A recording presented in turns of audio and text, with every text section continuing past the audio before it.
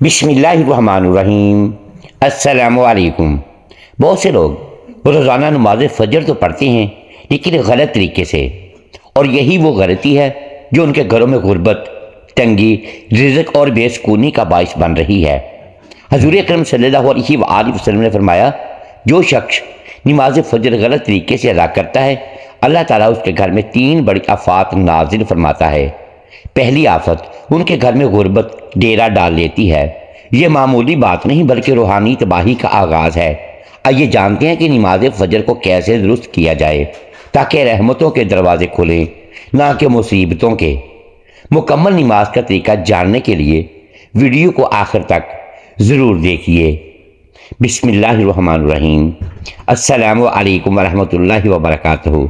پیارے دوستو، بہت سے لوگ نماز فجر غلط پڑھتے ہیں۔ جی ہاں، ایک تحقیق کے مطابق 99% لوگ فجر کی نماز میں ایسی غلطیاں کرتے ہیں جن کا انہیں اندازہ تک نہیں ہوتا۔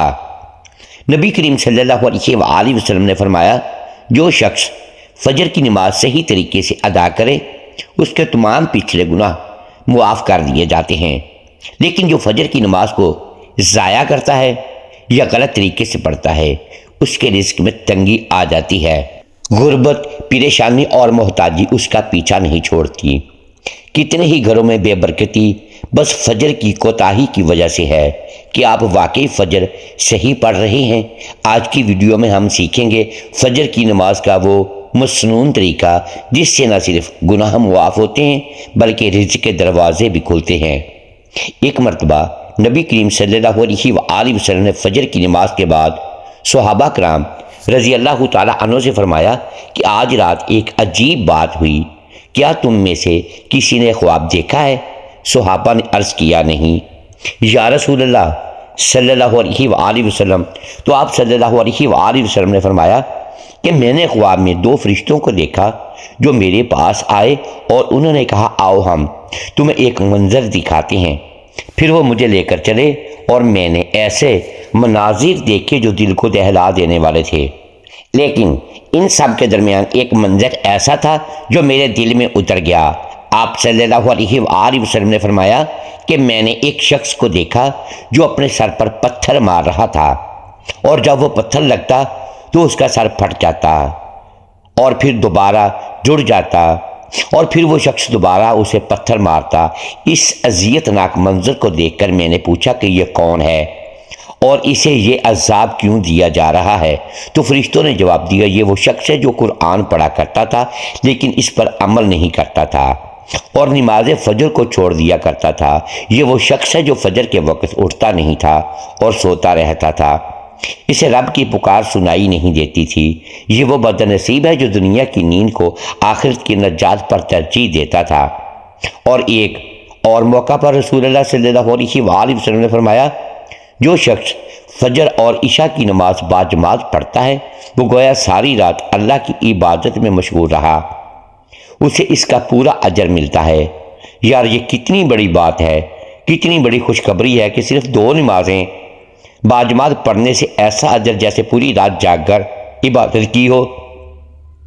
اور پھر وہ صحابی حضرت بلال رضی اللہ تعالیٰ عنہ جن کی اذان سے مدینہ جاگتا تھا، جب وہ اذان دیتے تو صحابہ کی آنکھیں کھل جاتی تھیں اور وہ مسجد کی طرف دوڑ پڑتے تھے۔ حضرت بلال فجر کے وقت اذان دیتے تو رسول اللہ صلی اللہ علیہ وآلہ وسلم کا چہرہ انور چمکنے لگتا، خوشی سے پرنور ہو جاتا، کیونکہ وہ جانتے تھے کہ اب میرے امتی اٹھیں گے، اب وہ رب کے دربار میں حاضر ہوں گے۔ وہ اذان ایسی ہوتی تھی جو دلوں کو جگا دیتی تھی، روحوں کو بیدار کر دیتی تھی۔ ایک دفعہ ایک نوجوان صحابی مسجد میں فجر کے لیے نہ آیا، حضور صلی اللہ علیہ وآلہ وسلم نے اس کی غیر موجودگی کو محسوس فرمایا اور نماز کے بعد صحابہ سے پوچھا، فلاں کہاں ہے؟ صحابہ نے عرض کیا، یا رسول اللہ وہ بیمار ہے اور کمزور ہے۔ آپ نے فرمایا کہ اگر وہ 2 آدمیوں کے سہارے بھی چل سکتا ہو تو بھی اسے مسجد آنا چاہیے۔ سبحان اللہ، اتنی تاکید کہ وہ بیماری اور کمزوری کے باوجود بھی فجر کی نماز کو مسجد میں باجماعت ادا کرنے کا حکم دیا جا رہا ہے۔ نماز فجر دین اسلام کا وہ روشن آغاز ہے جو بندے کے دن کو نور سے بھر دیتا ہے۔ یہ وہ لمحہ ہے جب ساری دنیا نیند کی آغوش میں ہوتی ہے اور ایک مومن رب کے سامنے کھڑا ہوتا ہے۔ یہ وہ لمحہ ہے جب آسمان کے دروازے کھول دیے جاتے ہیں، رحمتوں کا نزول ہوتا ہے اور اللہ تعالیٰ خود اپنے بندے پر نظر رحمت فرماتا ہے۔ رسول اللہ صلی اللہ علیہ وآلہ وسلم نے فرمایا کہ تمہارے پاس رات اور دن کے فرشتے آتے ہیں اور وہ فجر اور عصر کی نمازوں پر جمع ہوتے ہیں، پھر وہ فرشتے جنہوں نے رات تمہارے ساتھ گزاری تھی اوپر چلے جاتے ہیں۔ اللہ تعالیٰ ان سے پوچھتا ہے، حالانکہ وہ خود سب کچھ جانتا ہے، کہ تم نے میرے بندے کو کس حال میں چھوڑا؟ وہ کہتے ہیں ہم انہیں نماز پڑھتے ہوئے چھوڑ کر آئے اور نماز پڑھتے ہوئے پایا۔ اے وہ لوگو جو فجر کے وقت نیند میں ڈوبے رہتے ہو، تمہاری نیند تمہیں کیا دے سکتی ہے؟ تم کیا چیز پا لیتے ہو؟ جب تم فجر کی نماز چھوڑ دیتے ہو تو اس لمحے کو کھو دیتے ہو جب رب تعالیٰ خود اپنے بندوں کے قریب آتا ہے، جب اس کی رحمت ہر سو پھیلتی ہے، اور جب فرشتے تمہارے اعمال لے کر اس کے حضور پیش ہوتے ہیں۔ فجر کی نماز کا صحیح طریقہ سیکھنا ہر مسلمان پر فرض ہے، کیونکہ یہی وہ نماز ہے جس سے دن کی ابتدا ہوتی ہے، یہی وہ نماز ہے جس سے بندہ اپنے رب کے سامنے حاضر ہو کر گویا یہ کہتا ہے کہ یا اللہ، میں نے ساری رات سو کر گزار دی، لیکن اب میں حاضر ہوں تاکہ تیرا حکم بجا لاؤں۔ نماز فجر کی 2 رکعت سنتیں ایسی ہیں جن کے بارے میں رسول اللہ صلی اللہ علیہ وآلہ وسلم نے فرمایا کہ ان 2 رکعتوں کی فضیلت دنیا و مافیہ سے بہتر ہے۔ ان 2 رکعتوں کی حفاظت نبی کریم صلی اللہ علیہ وآلہ وسلم خود بھی فرماتے اور دوسروں کو بھی تلقین فرماتے، حتیٰ کہ سفر میں بھی انہیں ترک نہ فرماتے۔ نماز فجر کی فرض نماز کی نیت یوں کی جاتی ہے کہ دل میں یہ ارادہ ہو کہ میں اللہ کے لیے 2 رکعت نماز فرض ادا کرتا ہوں۔ نماز کا آغاز تکبیر تحریمہ سے ہوتا ہے، یعنی اللہ اکبر کہہ کر دونوں ہاتھ کندھوں یا کانوں تک اٹھا کر سینے پر باندھ لیے جاتے ہیں، پھر ثنا پڑھی جاتی ہے، اس کے بعد سورہ فاتحہ پڑھی جاتی ہے جو ہر رکعت میں فرض ہے۔ اس کے بعد کوئی اور سورت یا کم از کم 3 آیت قرآن مجید سے پڑھی جاتی ہیں، پھر رکوع کیا جاتا ہے اور سبحان ربی العظیم کہا جاتا ہے کم از کم 3 مرتبہ، پھر قیام کیا جاتا ہے اور سمیع اللہ لمن حمیدہ ربنا لک الحمد کہا جاتا ہے، پھر سجدے میں جایا جاتا ہے اور سبحان ربی الاعلیٰ کہا جاتا ہے، پھر بیچ میں بیٹھ کر دوسرا سجدہ کیا جاتا ہے، اور اسی طرح دوسری رکعت میں بھی سورہ فاتحہ اور کوئی سورت یا آیت پڑھی جاتی ہے۔ دوسری رکعت کے بعد قعدہ اخیرہ یعنی آخری تشہد میں بیٹھا جاتا ہے اور اتحیات، درود ابراہیمی اور دعائیں پڑھی جاتی ہیں اور سلام پھیر دیا جاتا ہے۔ نماز مکمل ہو جاتی ہے۔ یاد رکھو کہ نماز فجر کے لیے بروقت اٹھنا ایک جہاد سے کم نہیں، لیکن جو لوگ اس جہاد میں کامیاب ہو جاتے ہیں وہ اللہ کے محبوب بندے بن جاتے ہیں۔ فجر کی نماز کے لیے سونے سے پہلے نیت کرو اور اللہ سے دعا مانگو کہ وہ تمہیں وقت پر جگا دے۔ سونے سے پہلے وضو کر کے سونا بھی برکت لاتا ہے، نیند کو عبادت میں بدل دیتا ہے۔ اگر ممکن ہو تو الارم لگاؤ یا کسی کو کہہ کر جگا دے، لیکن سب سے مؤثر طریقہ دل کی لگن اور نیت ہے۔ جب دل میں ہو کہ میں نے فجر کی نماز ضرور پڑھنی ہے تو اللہ بھی مدد فرماتا ہے۔ بعض لوگ کہتے ہیں کہ ہم کوشش کرتے ہیں لیکن آنکھ نہیں کھولتی۔ دراصل آنکھ نہیں، نیتیں بند ہوتی ہیں۔ جب تم دل سے چاہو گے تو رب خود جگا دے گا۔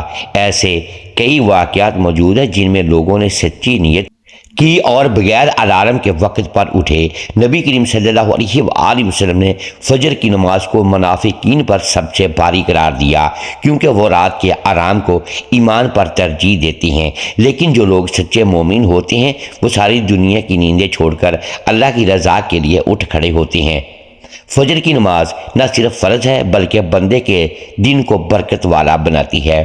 جو دن فجر سے شروع ہوتا ہے وہ شیطان سے محفوظ رہتا ہے، اور جس دن کی ابتدا بغیر نماز کی ہو وہ نحس اور بے برکت ہوتا ہے۔ نماز فجر کے بعد اذکار اور تلاوت قرآن بھی بڑی فضیلت ہے۔ رسول اللہ صلی اللہ علیہ وآلہ وسلم خود فجر کے بعد اشراق تک مسجد میں بیٹھے رہتے تھے۔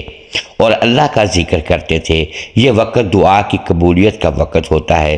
فجر کے بعد تھوڑی دیر بیٹھ کر استغفار کرو، تسبیحات پڑھو، قرآن پڑھو یا اللہ سے مانگو۔ تمہیں جو چاہیے وہ وقت سب سے بہتر ہے مانگنے کے لیے، کیونکہ اس وقت دل نرم ہوتا ہے، روح تازہ ہوتی ہے، فضا پاکیزہ ہوتی ہے اور اللہ قریب ہوتا ہے۔ نماز فجر کے لیے وضو کا خیال رکھو، پاکی کے بغیر کوئی عبادت قبول نہیں ہوتی۔ سحری کے وقت اٹھو کر وضو کرو، اگر وقت ہو تو تہجد پڑھو، یہ تمہیں فجر کے لیے مزید قوت دے گا۔ فجر کی نماز باجماعت ادا کرنا سنت مؤکدہ ہے، بلکہ بعض علماء کے نزدیک واجب کے قریب ہے۔ اس کی بڑی فضیلت آئی ہے کہ جو شخص 40 دن تک فجر کی نماز باجماعت ادا کرتا ہے اسے نفاق سے بری الذمہ ہونے کا سند ملتی ہے۔ جو لوگ سوتے رہتے ہیں اور نماز فجر چھوڑ دیتے ہیں ان کے متعلق سخت وعید آئی ہے کہ ان کے کانوں میں شیطان پیشاب کرتا ہے، یعنی وہ اس قدر غفلت کا شکار ہو جاتے ہیں کہ شیطان ان کے اندر نفرت اور سستی بھر دیتا ہے۔ فجر کی نماز کو کبھی معمولی نہ سمجھو، یہ وہ نماز ہے جو تمہاری زندگی بدل سکتی ہے۔ یہ وہ نماز ہے جس سے تمہارے دن کا رخ طے ہوتا ہے۔